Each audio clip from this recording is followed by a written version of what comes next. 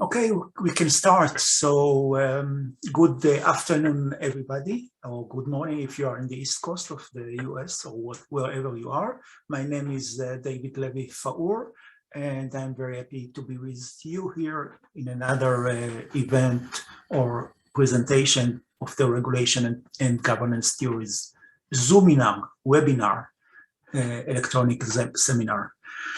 And today our guests are Jonathan Zeitlin and Bernardo Rangoni, and they will present their work, a paper on EU regulation between uniformity, differentiation, and experimentalism. And they study two sectors, electricity and banking. Two important ones and two very different ones, and I'm looking forward to hear them on the topic. Let me just introduce the speakers. Jonathan is distinguished faculty professor of public policy and governance at the University of Amsterdam. He is also the academic director of the Amsterdam Center for European Studies. His research focuses on new forms of experimentalist governance, so is in and beyond the EU, with particular emphasis on market regulation, environmental sustainability, and social welfare. Bernardo Rangoni is a lecturer in politics at the University of York. He was a fellow at the European Comparative Political Economy at the London School of Economics, postdoctoral fellow at the University of Amsterdam, and Max Weber fellow at the European University Institute. He's moving and in nice, very nice places. And Bernardo works in the fields of regulatory governance, public policy, and political economy. It's a pleasure to have you here with us, Jonathan and Bernardo, and the floor is yours, please. Okay, thanks very much for the kind introduction, David. It's a pleasure to be here and also to see old and hopefully new friends and colleagues. And I'm going to start sharing my screen. And let's see, so yes, okay. So David has already introduced the title, so I'll cut right in. Basically, I will present the framing and the banking case, and Bernardo will present the electricity case. So as many of you will be aware, European regulation has acquired an increasingly negative reputation, at least within the EU itself. And that's partly due to the perceived technocratic character of EU rulemaking and its remoteness from ordinary citizens and national parliaments. It's partly due also to the politically contested character of EU rules themselves, which may and often do involve value conflicts and distributive consequences. But it's also due in significant measure to a widespread critique of the misfit or supposed misfit between uniform one-size-fits-all regulation and the heterogeneity of preferences and conditions in an increasingly diverse union. Now, that critique has led to a great deal of interest among policymakers, but also academics, in differentiated integration, or DI, as a means of accommodating diversity among EU member states. So we can think of this in terms of diversity of policy preferences, of institutional structures, of socioeconomic conditions, and so on. Now, the underlying assumption here is that deeper integration of markets and societies requires uniform, centrally determined rules, which some member states may be unable or unwilling to accept, at least initially. And so where other member states want nonetheless to push ahead, the result is differentiated integration, that is, policies and rules that apply only to some member states. That's known as internal DI, and also in some cases to certain non-member states, in which case people talk about external DI. Now, most forms of internal differentiated integration are temporary, so multi-speed, but others are more durable and create multi-tier structures inside the EU. The best known of these are, of course, the Euro area and Schengen. Now, it's worth thinking about what are the scope conditions for this kind of enduring or multi-tier differentiated integration. Well, the first, obviously, is heterogeneity of preferences among member states. And scholars have emphasized that this particularly concerns so-called constitutional or sovereignty issues affecting core state powers. And then it's important as well that we have high salience and politicization of the issue, which is also often asymmetrical across member states. A second condition is interdependence. So it has to be sufficient interdependence to motivate further integration, but the externalities concerned have to be not so high as to preclude or disincentivize differentiated integration.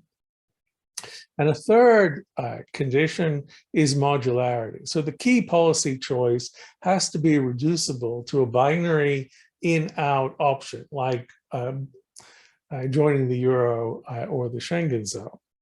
So it follows from this that enduring DI is most likely under conditions of heterogeneous preferences, high but asymmetrical politicization, moderate independence, and high modularity. Now, what I want to focus on, we want to focus on, is experimentalist governance, or XG, as an alternative both to classic uniform regulation and differentiated integration. So DI is not the only available approach to accommodating diversity within the EU. And recent research over more than 10 years by not only Bernardo and myself, but quite a lot of other colleagues, Charles Sable, I see Yanis Fetiev here, who has a great new book on experimentalism in EU competition regulation. So this research has shown that in many core policy areas, EU governance isn't characterized by top-down imposition of rigid uniform regulation. Instead, by experimentalist governance, which we define as a recursive process of framework rulemaking and revision based on learning from comparative review of implementation experience in different local contexts. Now, we can think of experimentalist governance in architectural terms. It typically involves a cycle of 4 functional steps organized as an iterative and scalable multi-level architecture, and I'll show you a diagram of that in a moment.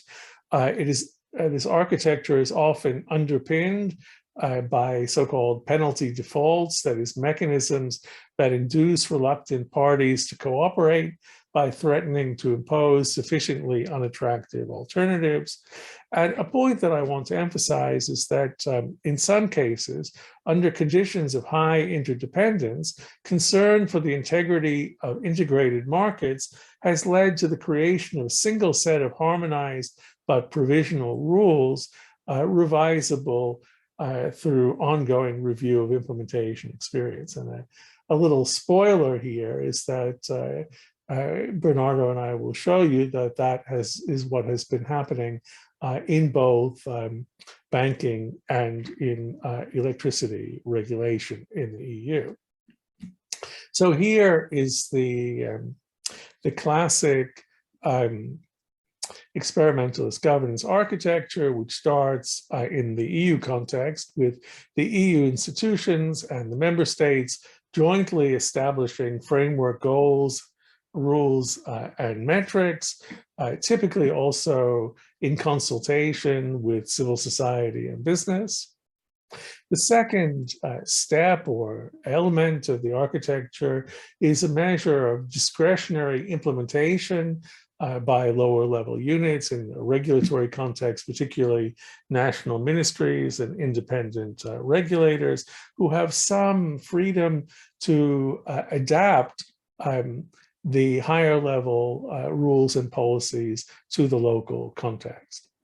The third component, which is very crucial, is regular reporting by the lower level units, participation in peer review, and where they're not, lower level units are not producing good results towards the goals according to the agreed metrics, they're expected to come up with plausible plans for improvement, also drawing on the lessons of the experience of their peers. And finally, the fourth step is periodic revision of the goals, metrics, and procedures. And so this forms a cycle, or hopefully a spiral of improvement. Now, like differentiated integration, experimentalist governance also has a number of scope conditions. One, and certainly the most important, is strategic uncertainty. That is, that policy actors don't know their precise goals or how best to achieve them in advance. And we can discuss the reasons for that. A simple way of putting it is that the environment of policymaking has become increasingly volatile and unpredictable. A second is a multipolar or polyarchic distribution of power, in which no single actor is able to impose their preferred solution without taking into account the views of others. Just to be clear, that doesn't mean an equal distribution of power, but it does mean that there is no hegemon or final decider in the system. Third condition, which is relevant, is diversity, the difficulty of identifying universal solutions and imposing and enforcing uniform rules. And finally, interdependence. And here, as with differentiated integration, an intermediate level of interdependence is important. It has to be sufficient to motivate a search for joint solutions to common problems, but not so high as to preclude decentralized experimentation by local units. And here, let me be clear that I'm referring to the scope conditions for the classic experimentalist architecture I just showed you. Now, where those scope conditions are met, arguably, experimentalist governance has some salient advantages over both differentiated integration and uniform regulation. First, it accommodates diversity by adapting common goals and rules to varied local contexts, rather than imposing one-size-fits-all solutions or dividing member states into groups of ins and outs. Secondly, it's a dynamic mechanism for coordinated learning through disciplined comparison of different approaches to advancing the same general ends. And this can be used to generate new policy solutions and regulatory frameworks, which may then be applied in contextually specific ways across the EU as a whole. Finally, it's corrigible by design. The problems identified in one phase of implementation can be corrected in the next iteration. So it's not necessary to get everything right the first time, which of course in a volatile and uncertain world is effectively impossible. Before I turn over to Bernardo, let me just say something about the research we're reporting on. It's part of a comparative cross-sectoral research project. It was part of one of three Horizon 2020 projects on differentiated integration financed by the European Commission. This one was called Integrating Diversity in the European Union, or INDIV-EU. Our core research question was how far and under what conditions may experimentalist governance be an effective and legitimate means of responding to diversity of preferences and conditions among EU member states in comparison both to conventional uniform regulation and to differentiated integration. So in the project, we undertook a comparative analysis of EU regulatory governance in two policy domains, electricity and banking. I should say we actually also studied a third domain, GMO regulation, which we don't report on in this paper, but I can say something about if people are interested in the discussion. So in each of these domains, the dilemma of accommodating national diversity has arisen with particular salience. Each domain is characterized by high levels of strategic uncertainty associated with rapidly changing markets and technology. So in that sense, positive scope conditions for XG. Each belongs to the EU internal market, where interdependence and the resulting demand for uniform rules is strong. We can see that as a negative scope condition for both differentiated integration and classic experimentalist governance. And each is also politically salient and controversial to varying degrees across member states, which is a positive scope condition for differentiated integration. The research that we conducted followed a process tracing approach, combining extensive expert interviews and analysis of primary documents. We sought to reconstruct the evolution of EU regulatory governance in each domain and to assess the changing balance between experimentalism, uniform regulation, and differentiated integration within it. The next sections we'll very briefly present our key findings on each domain, focusing on the incidence of experimentalist governance relative to uniform regulation and differentiated integration. And we look both at formal institutional structures, but also at actual organizational practices. And in conclusion, we'll draw some comparative inferences from the cases about how far experimentalist governance can be considered an effective and legitimate alternative or complement from some points of view to both uniform regulation and differentiated integration. So here I'm going to turn over to Bernardo to present the findings on electricity regulation. Thanks, Jonathan. So let me start discussing the case of electricity by guiding you through how the factors that Jonathan has just talked about look like in this sector. And starting from interdependence, we can see that there are quite high levels, both from a physical point of view and from a regulatory point of view.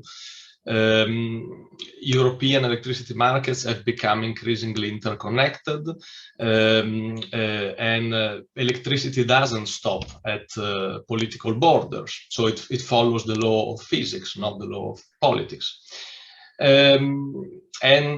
This interdependence has also been increasing more recently because of an increasing share of intermittent renewables. And I'll say something more about this in a second. If we look at politicization, here too we see high levels. After all, energy was really accompanied the creation of the European Union from the very beginning with the steel and coal community.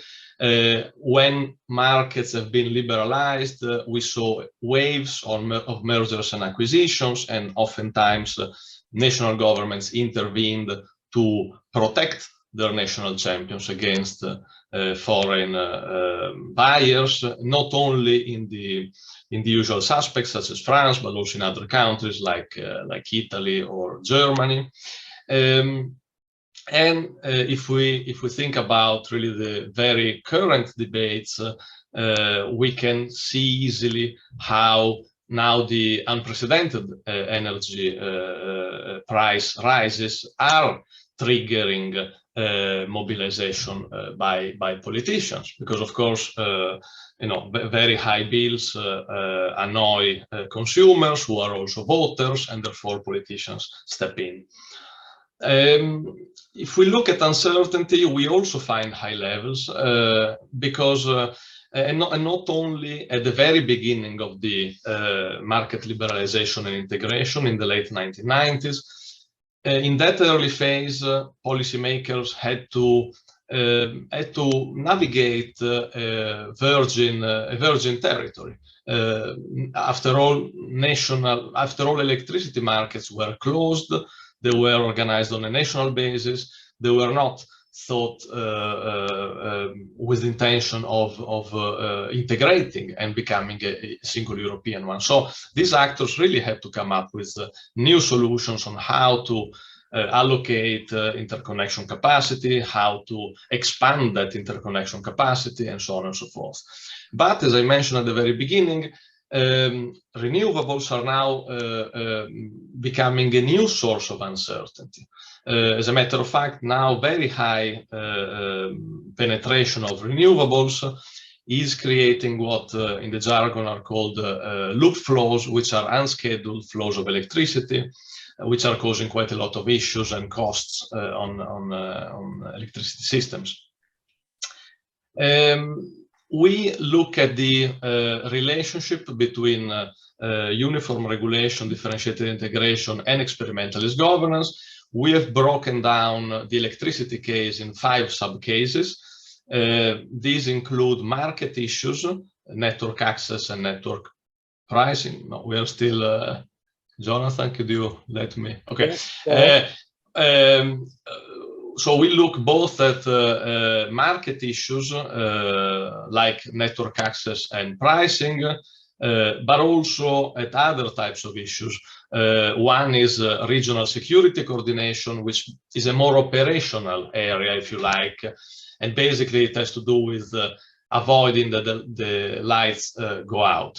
We have also looked at market integrity and transparency, which is a novel issue at the crossroads of financial and energy regulation. This has to do with the identification and punishment of insider trading and market abuse.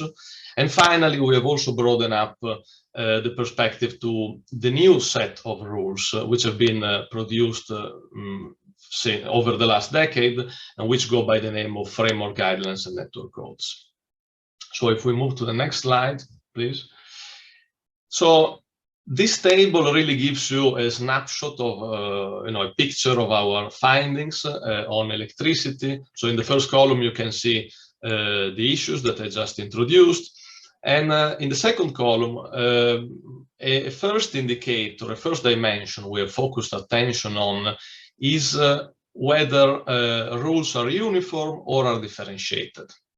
And here you see that we have really a general finding, because we didn't find any evidence of differentiated integration. On the contrary, we found that rules have always been uniform across all the sub-cases. So this means that no matter if we look at network access or regional security coordination or market integrity, or the other issues, EU rules have applied in the same manner to all member states, rather than dividing member states into groups of different countries, some covered by these rules and others exempted by these rules. If we look at the following column, we see something else. If we focus attention now on how detailed or how vague, how framework type rules are, we see that over time, again, across all sub-cases, rules have been becoming increasingly detailed. So at the beginning of market liberalization and integration in the late 1990s, we had directives that were 15 pages long. Nowadays, we have binding rules that are several hundred pages long. And actually, actors are now producing even more detailed rules. So there is really a common trend here. Finally, if we look at processes, so if we shift attention from the nature of rules to the nature of processes, we see quite a lot of experimentalist governance, which, as Jonathan has explained, means rule making and revision based on review of local implementation experiences.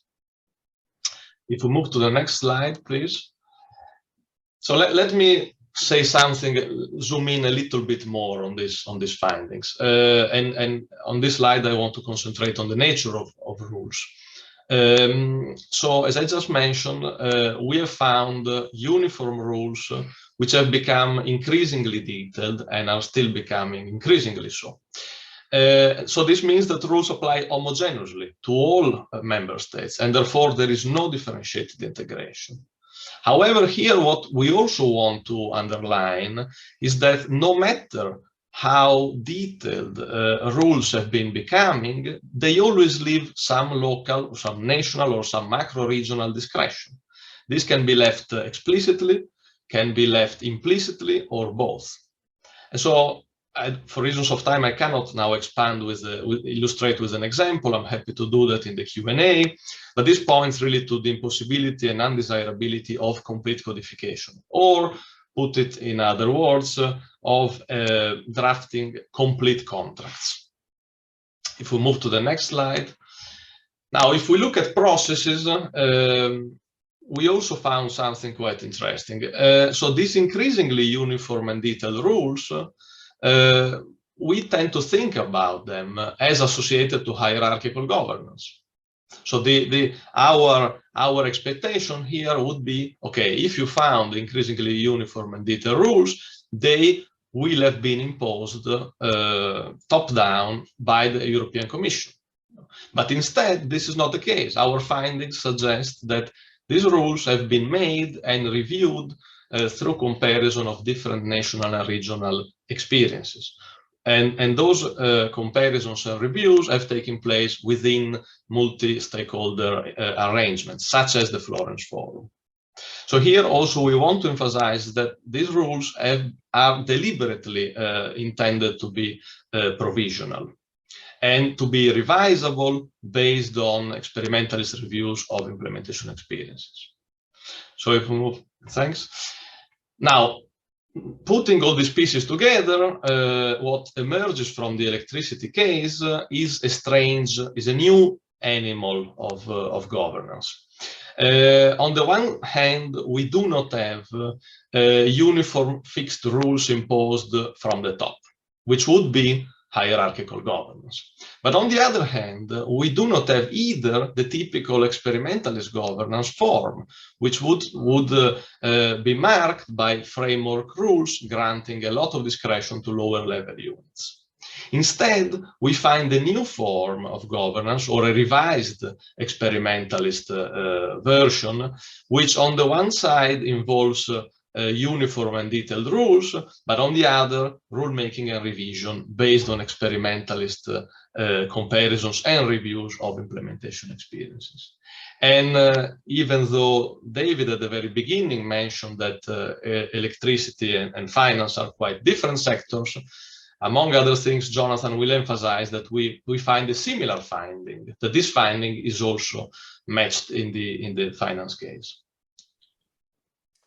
Thanks, Bernardo. Okay, now I will quickly present our findings about banking regulation and supervision. Here again, let me just start by discussing how the scope conditions fit the sector. We have a high level of interdependence, especially within the Eurozone, but also within the broader EU internal market. Examples of this are the concerns with cross-border contagion during the financial crisis, the so-called doom loop between banks and sovereigns, the need to break up cozy relationships between national banks and their supervisors, and an ongoing concern to avoid regulatory arbitrage and to ensure a level playing field for cross-border financial institutions. We have clearly a high level of politicization.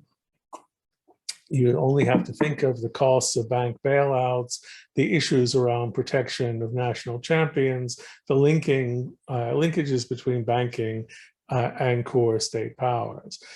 We have a continuing diversity of national markets and business models across banks, and we have a high level of strategic uncertainty with rapidly changing markets, technologies, and business strategies.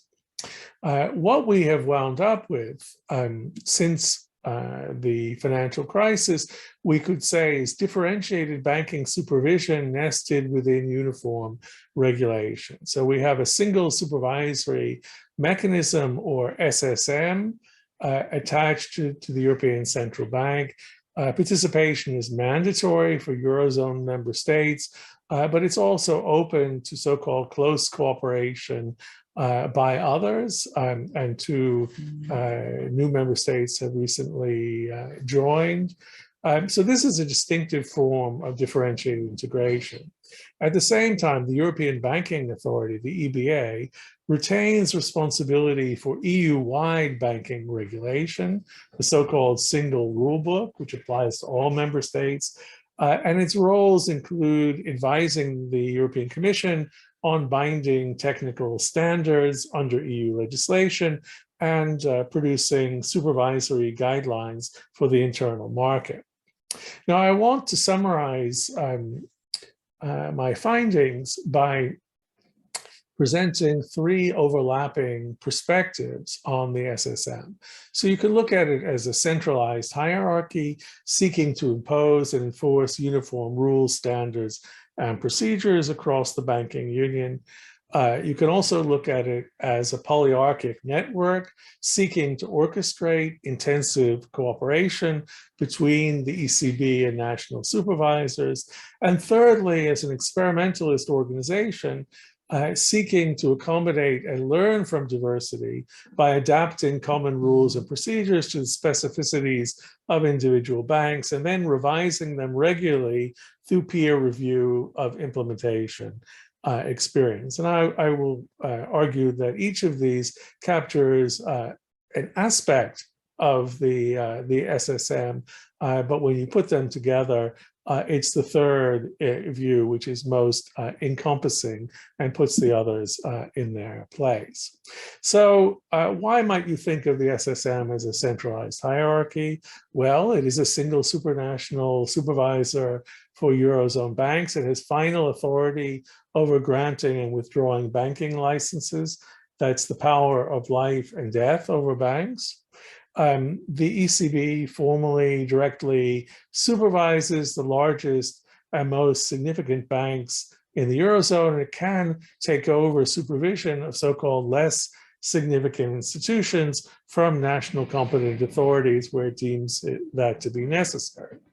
The SSM is committed to intrusive, hands-on oversight of significant institutions, and it does this through joint supervisory teams of ECB and national officials. And it's created a very detailed and prescriptive set of manuals and guidance documents to promote harmonization and convergence of supervisory approaches. And so there's a parallel alongside the single rule book with the pattern that Bernardo mentioned.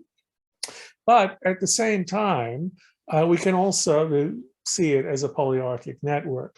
All major decisions of the SSM must be approved by its supervisory board, and there the national authorities account for 21 of 27 votes. And the result is that all major initiatives and policies are actually developed through joint networks between the ECB and the national authorities. And at the same time, the national authorities retain an independent voice on EU banking regulation through their position in the EBA, where there are double majority voting arrangements to safeguard the interests of Eurozone out. So hierarchy is really quite relative once you take this into account. Thirdly, the SSM as an experimentalist organization. So if we look at the design of its supervisory model, this was very much the outcome of joint deliberation and comparison of national practices by mixed ECB and national teams. So it's very much based on comparison of local experience. The rules, practices, and methodologies are developed and revised through ongoing peer review at multiple levels by mixed group of ECB and national officials. And the manuals and guides themselves are very explicitly seen as living documents subject to continuous review and improvements in light of implementation experience. And what's striking that I discovered from my interviews is that frontline supervisors can and regularly do propose revisions to the rules, procedures, and methodologies based on their experience with local application. So let me draw this together. Like EU electricity regulation, the SSM clearly diverges from the classic experimentalist governance architecture I showed you earlier in important respects. So rather than setting open-ended framework goals and giving lower-level actors substantial autonomy to pursue these goals in ways adapted to their own local circumstances, the SSM has developed increasingly detailed and prescriptive rules and methods, which banking supervisors are expected to apply as consistently as possible across jurisdictions.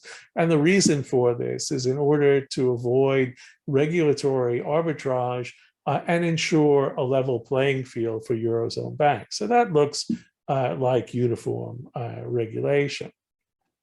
But within these limits, experimentalist practices of learning from diversity, peer review, and continuous revision based on local implementation experience are central to its organization. And the adoption of such practices flows directly from the SSM's deliberate attempts to adapt its rules, methods, and procedures to banks' diverse business models on the one hand, that is, to respond to continuing diversity, and constantly to update them in response to rapidly changing markets and technologies on the other, that is, to strategic uncertainty. So it's not a model of, let's say, classic street-level bureaucracy where the misfit between central and formal rules and local conditions is bridged by informal and unacknowledged workarounds by the frontline actors. Instead, it's much more explicit. So let me now present you some conclusions from the comparison across the two cases. We think they show that the combination of high interdependence with high uncertainty may result in the emergence of simplified experimentalist architectures based on a single set of harmonized but provisional rules, revisable through ongoing monitoring and review of local implementation. This is the new type of experimentalist architecture that Bernardo mentioned. In such architectures, framework rules and procedures may be progressively specified and discretion for lower level actors at any given moment narrowed. But the rules themselves, the procedures attached to them, remain contestable in light of local application, and revisions based on learning from comparative review of implementation experience provide a crucial source of improvement and adaptability for the governance system as a whole. So the electricity and banking cases also support the view that under these conditions, uniform rules and practices can be accepted as effective and legitimate by member states, provided that they are applied in contextually sensitive ways and regularly revised through deliberative procedures in which national officials themselves participate. So a general conclusion would be that far from uniformity and experimentalism being mutually antithetical, diachronic experimentalism over time may be a necessary condition for synchronic uniformity of regulation, uniformity at any given time within a diverse and heterogeneous polity like the European Union. Now, a final conclusion.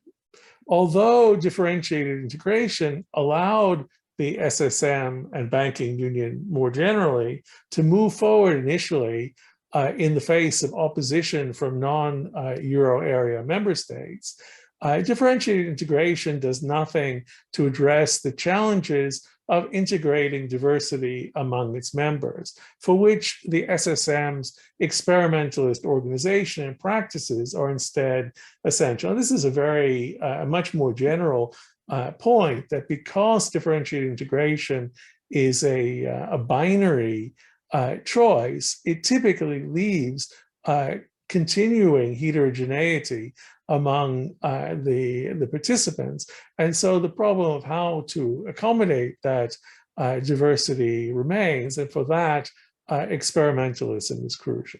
So this case suggests that experimentalist governance and differentiated integration may be complementary, but asymmetrically so, in that differentiated integration depends on experimentalism to accommodate diversity within and across separate groups of member states, but not vice versa. You can clearly have experimentalism in many settings without differentiated integration.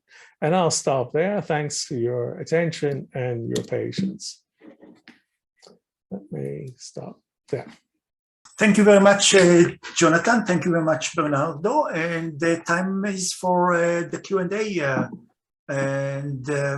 Anyone wants to start? Colin, please.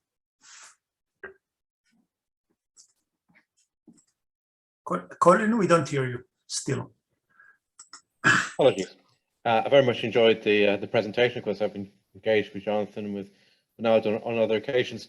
And I think, I mean, it's a really interesting, long tested perspective on how to sort of make sense of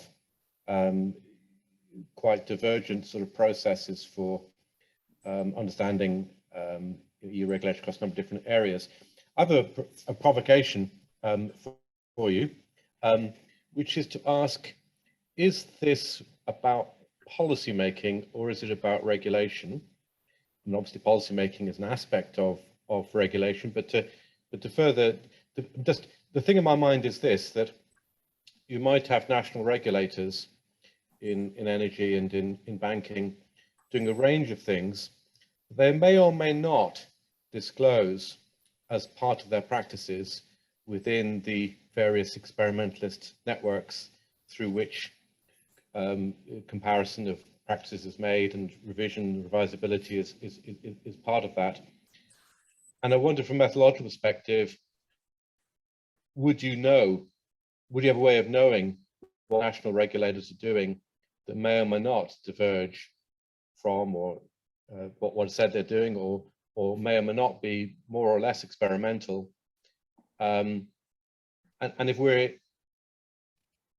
not able to get at that, is this more about policy making than about regulation, or am I wrong? And in fact, the way the work, you have a really good handle on not only what's the policy making phase, but also the sort of regulatory implementation phase. And this isn't a critique at all, by the way. It's a sort of a genuine question, and it was put in my. I'll tell you what it put in mind. When you were presenting the three sort of models, saying that the XG model provides sort of best fit, I had in mind Ian Ayres and John Braithwaite's work, in particular subtitle of their book Responsive Regulation, which is transcending the deregulation debate, because in a sense experimental governance is transcending this position on hierarchy or polyarchy, and well, actually it's both.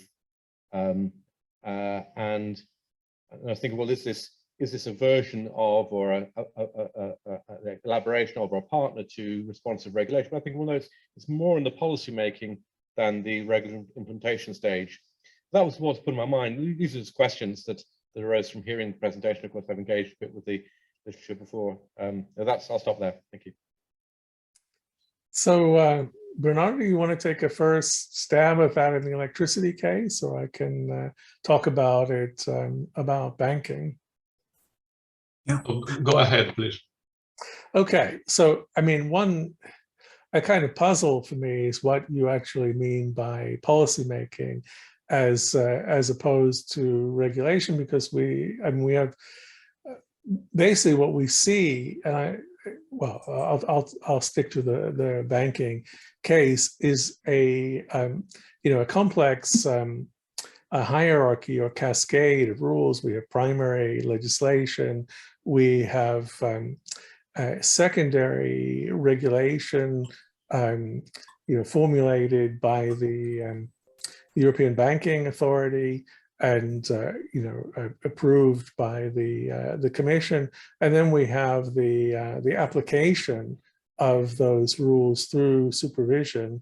In the case of the Eurozone, by the single supervisory mechanism, although there are also various kinds of guidances that the ECB and indeed the EBA are able to implement with regard to individual banks. So the question is where you would draw the line between policymaking and regulation, and indeed between regulation and supervision, which is a more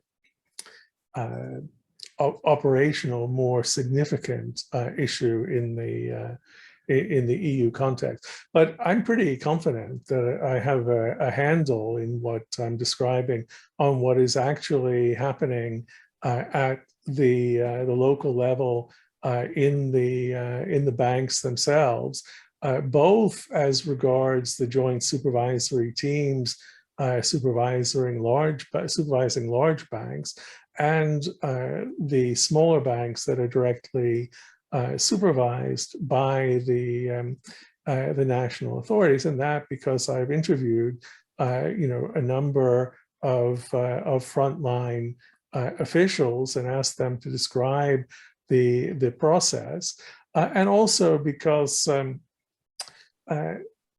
there is a kind of constant process of benchmarking and comparing the decisions and if you like, the policies applied to individual banks. I mean, that's one of the strengths and originality of something like the single supervisory mechanism, is that it combines these different types of teams working at the front line in individual banks with systematic comparison of their results to other similar banks. So that is an effective way of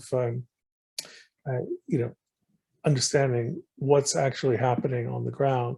There's also a so-called second line of defense, the supervisory quality assurance process, and that is a very interesting process, which involves, among other things, anonymized interviews with participants in the supervisory process, and then comparison across them. So, as I said from the outset, I think that we're getting beyond the classic situation of street level bureaucracy, where there is this unbridgeable gap between central policies and local practice. I don't know if that's satisfying. I'd like to keep it short. So Bernardo short and Colin short, and then Johannes, please. Very short.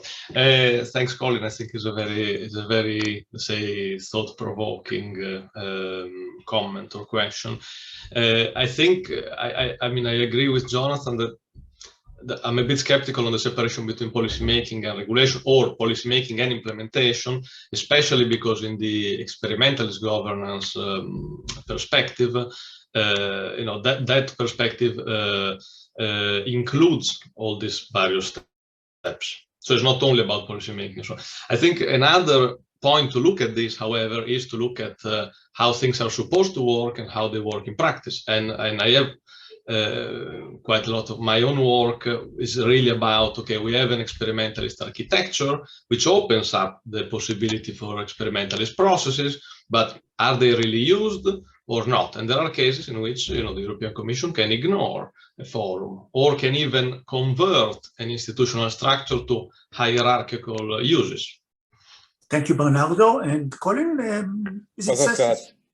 that's very interesting. I'm Jonathan and Bernardo have sort of clarified the extent to which particular experimental governance, you're really drawing in a wide range of processes that are really about implementation, and you're cycling between what would traditionally be regarded as policy making and would traditionally be regarded as implementation. And maybe that's a particular virtue of the experimentalist approach, is to get a better understanding of, if you like, the whole cycle, in a way that actually, if you're looking at, if you were in the EU, if you're looking at the uniform rulemaking, you would not look at the whole cycle actually.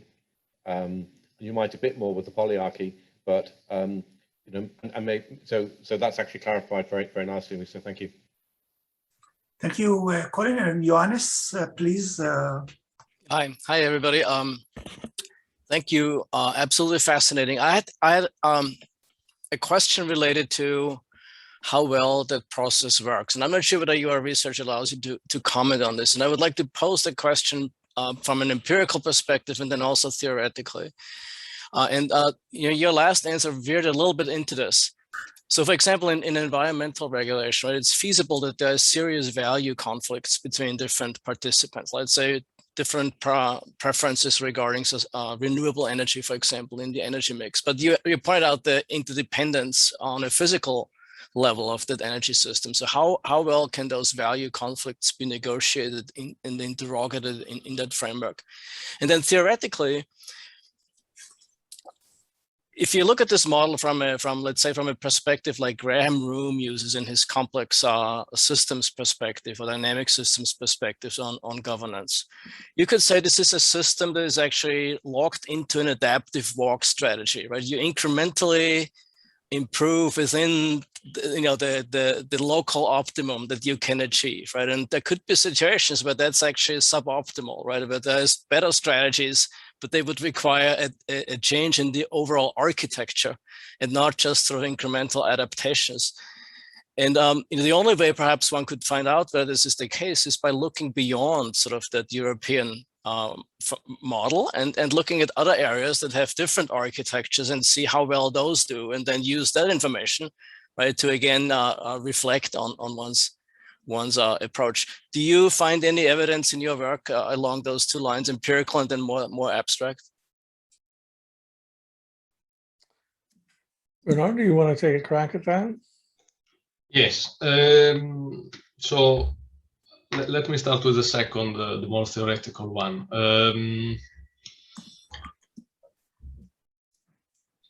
As I see it, or if we think about the work by Lindblom on incrementalism, in my reading, in my understanding, he has been arguing this is a mode of decision making that not only is good or is necessary for cognitive reasons because of bounded rationality and time constraints, etc., but is also good from a political perspective, right? Because you need to take into account the various views of the actors involved. And I'm trying to argue something similar about experimentalist governance, and I think that also resonates quite well with the original claims by Jonathan, by Chuck Sable and others, who said the key reasons for the emergence of experimentalist governance are, on the one side, strategic uncertainty, which is more on the cognitive side, but also polyarchy. Of course, you can, so polyarchic distribution of powers. So you don't have any actor being able to go for a hierarchical route, even if they had the cognitive abilities to do so. Then we can discuss whether we should understand polyarchy in legal terms or in de facto terms. But so I would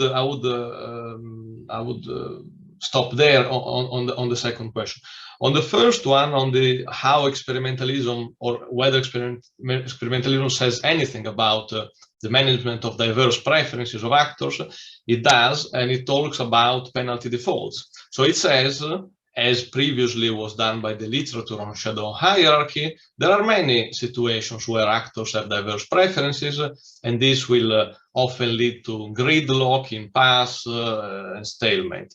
So what do you do in that situation? Well, you cast some threats. And of course, there is a debate here of what threats are we talking about? Are they threats of imposing a specific positive solution, as in the shadow hierarchy? Are they more negative threats like fines, expulsions, and so on, as I understand it in the penalty defaults? So there is also that area. We didn't focus on that aspect in this paper, but it is debated in the literature. Yeah. Maybe I can very briefly add one, I think, important point to what Bernardo has said, and that is, if you think about the overall experimentalist architecture, there is a periodic re-examination and revision of the whole sets of goals, rules, metrics, and procedures. And actually, the electricity case really is a good one for that, because you can trace, as Bernardo does in his work, the evolution of EU electricity regulation through a series of legislative packages.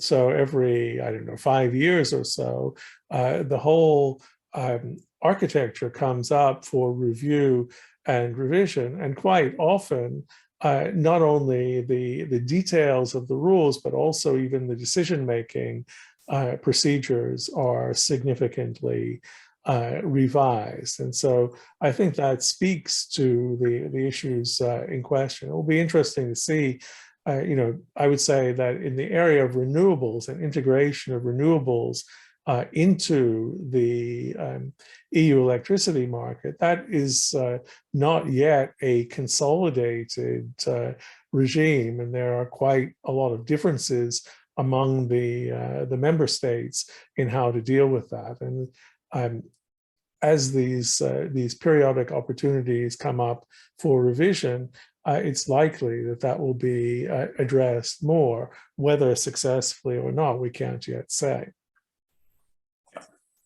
Thank you. I think, thank you very much, Johannes, and thank you very much, Jonathan and Bernardo. I think we will stop here.